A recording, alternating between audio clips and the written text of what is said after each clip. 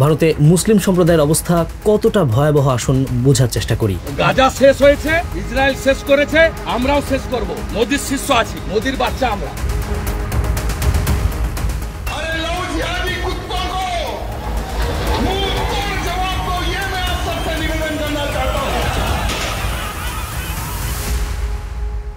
ধরুন আপনার বাড়ির পাশেই আপনার বাপ দাদার অনেক বছরের পুরনো কবরস্থান। হঠাৎই একদিন সরকারি লোকজন এসে সে জায়গার কাগজ চেয়ে বসলো।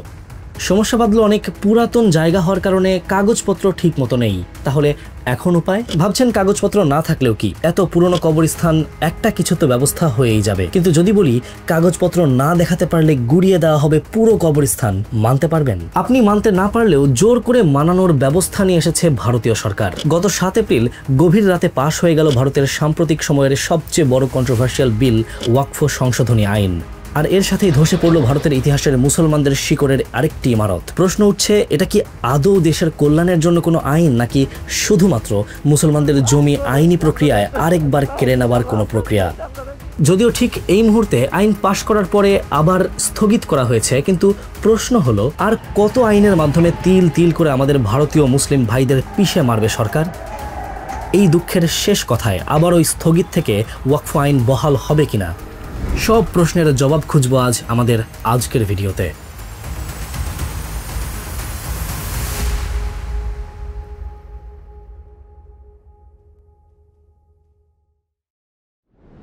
প্রথমেই ছোট্ট করে বুঝে নেই ওয়াকফ আসলে কি। ওয়াকফ হলো এমন কোনো স্থাবর বা অস্থাবর সম্পত্তি যা কোনো ব্যক্তি যিনি ইসলাম ধর্মে বিশ্বাস করেন তিনি আল্লাহর নামে দান করে দিয়েছেন।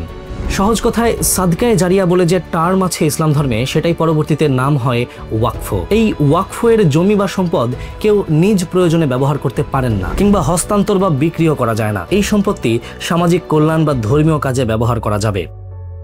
সমস্যা বাধে যখন দুর্নীতির অভিযোগ দিয়ে এই ওয়াকফ আইনের পুরো নিয়ন্ত্রণ নিজের হাতে নিয়ে নিতে চায় ভারত সরকার। এর জন্য 2023 সালে লোকসভায় নতুন সংশোধনী বিল প্রস্তাবিত হয়। এই প্রস্তাবিত বিল গত 7 এপ্রিল গভীর রাতে পাশ হয়ে আইনে পরিণত হয়। মুসলমানদের জন্য পুরো সংশোধনী আইনটি শুধুমাত্র দান করা জমি কেড়ে নেওয়ার ধান্দা ছাড়া আর কিছুই না। কারণ ওয়াকফের কাছে আছে ভারতের তৃতীয় সর্বোচ্চ জমি, যার পরিমাণ 9.4 লাখ একর।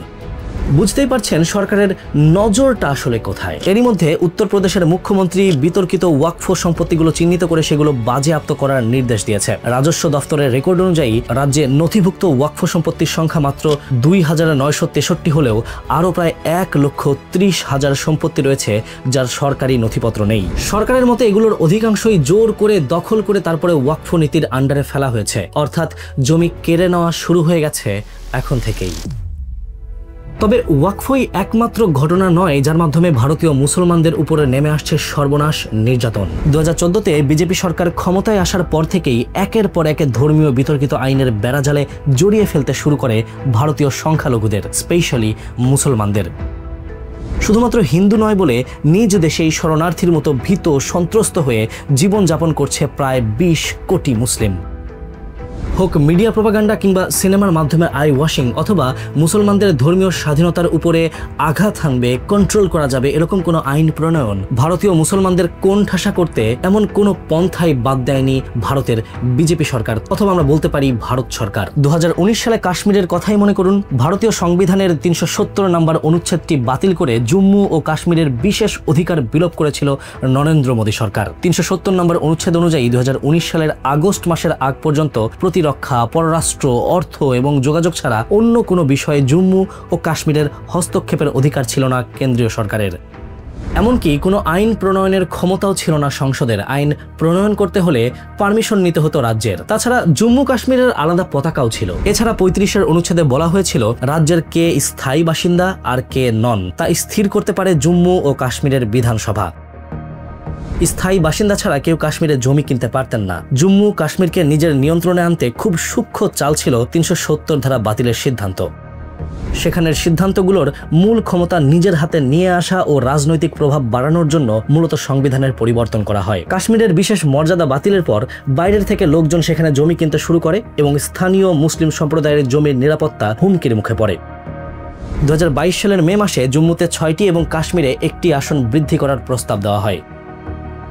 বুঝতেই পারছেন নিশ্চয়ই, জমি আর রাজনৈতিক আসন বাড়ানো সবটাই স্থানীয় মানুষের মতামতকে ধামাচাপা দিয়ে আরও মজবুত করছে সরকারের প্রভাব।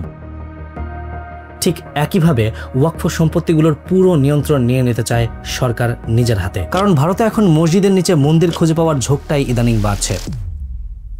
একই বছরের 12 ডিসেম্বর আরেকটি বড় বৈষম্য নেমে আসে মুসলিমদের উপর। মোদী সরকারের অধীনে পাশ হয় বৈষম্যমূলক নাগরিক আইন, যা সিটিজেন অ্যামেন্ডমেন্ট অ্যাক্ট বা CAA 19 নামে পরিচিত। সিদ্ধান্ত হলো প্রথমবারের মতো ভারতের নাগরিকত্বের ক্ষেত্রে আবেদনকারীর ধর্মীয় পরিচয় দিতে হবে। এই আইন অনুযায়ী 2014 সালের 31 ডিসেম্বরের মধ্যে বাংলাদেশ, পাকিস্তান ও আফগানিস্তান থেকে যেসব হিন্দু, খ্রিস্টান, বৌদ্ধ, শিখ, জৈন ও পার্সি ধর্মীয় সংখ্যালঘু সাম্প্রদায়িক নির্যাতন ও নিপীড়নের কারণে ভারত চলে এসেছেন, এই আইনে তাদের নাগরিকত্ব দেওয়া হবে।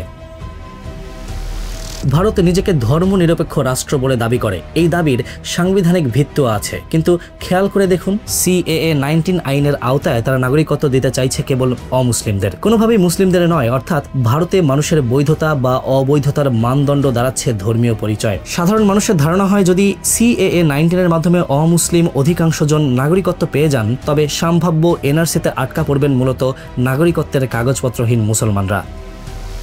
ঠিক পরের বছর 24 ফেব্রুয়ারি 2020 সালে ভারতের একটি ভিডিও ভাইরাল হয়, যেখানে দেখা যায় 5 জন লোক আহত অবস্থায় রাস্তায় পড়ে আছে, আর তাদের দিয়ে সে অবস্থায় গাওয়ানো হচ্ছে ভারতের জাতীয় সঙ্গীত।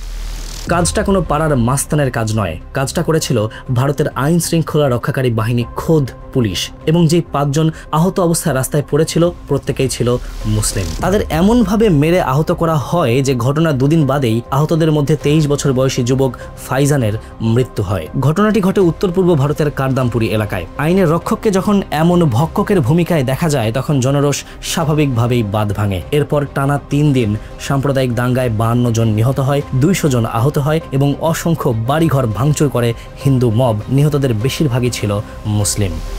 শুধু আইনেই থেমে নেই, মুসলিমদের নামের প্রতিও অসীম বিদ্বেষ। এবছরের শুরুতেই ভারতের মধ্যপ্রদেশের দেওয়াস জেলার 54টি গ্রামের নাম পরিবর্তনের সিদ্ধান্ত নেওয়া হয়।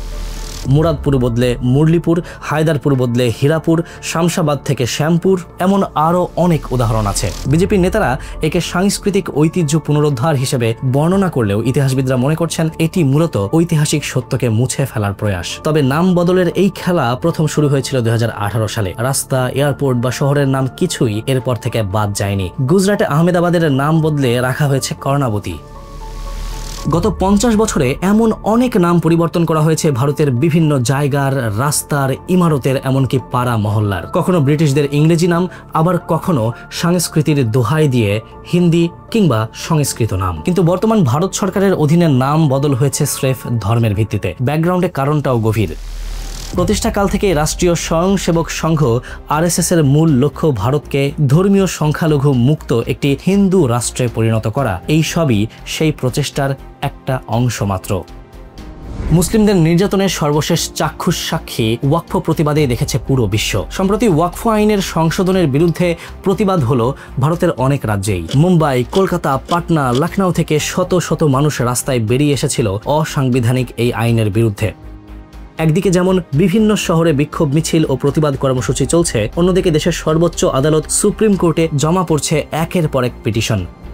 মুজাফফরনগরের সারওয়াত গ্রামে জুমার নামাজের সময়কালে আর্মব্যান্ড পরে শান্তিপূর্ণভাবে আইনটির প্রতিবাদ করার 300-র বেশি মানুষকে মাথাপিছু 2 লক্ষ টাকা করে জরিমানা করে নোটিশ পাঠানো হয়েছে। মুর্শিদাবাদের জঙ্গিপুরে শান্তিপূর্ণ প্রতিবাদ পুলিশ তুলে দিতে গেলে ব্যাপক সংঘর্ষ হয়। এ পর্যন্ত 3 জন সেখানে মারা গেছে। 118 জনকে গ্রেফতার করা হয়।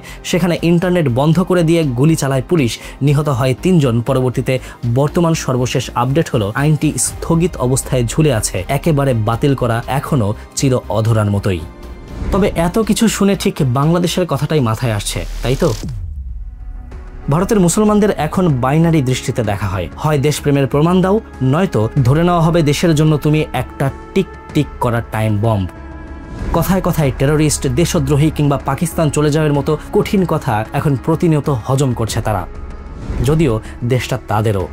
রাজনীতিতে থাকা মানুষগুলো কখনো 2019-এর নির্বাচন, কখনো রাজ্যের নির্বাচন, কখনো হিন্দু সংখ্যাগরিষ্ঠদের ভোটের আশায় হিন্দু মুসলিম বিদ্বেষকে উস্কে দিয়েছে নানাভাবে। অথচ নিজ দেশের মানুষ হিন্দু হোক কিংবা মুসলিম, কাঁধে কাঁধ মিলিয়ে চলার কথাই তো ছিল।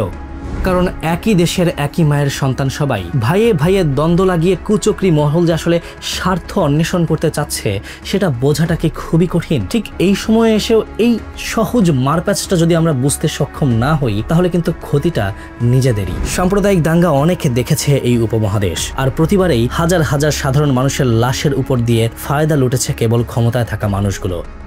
এখনকার চিত্রও ব্যতিক্রম কিছু না। আপনার কি মনে হয় এর শেষ সমাধান কি হতে পারে?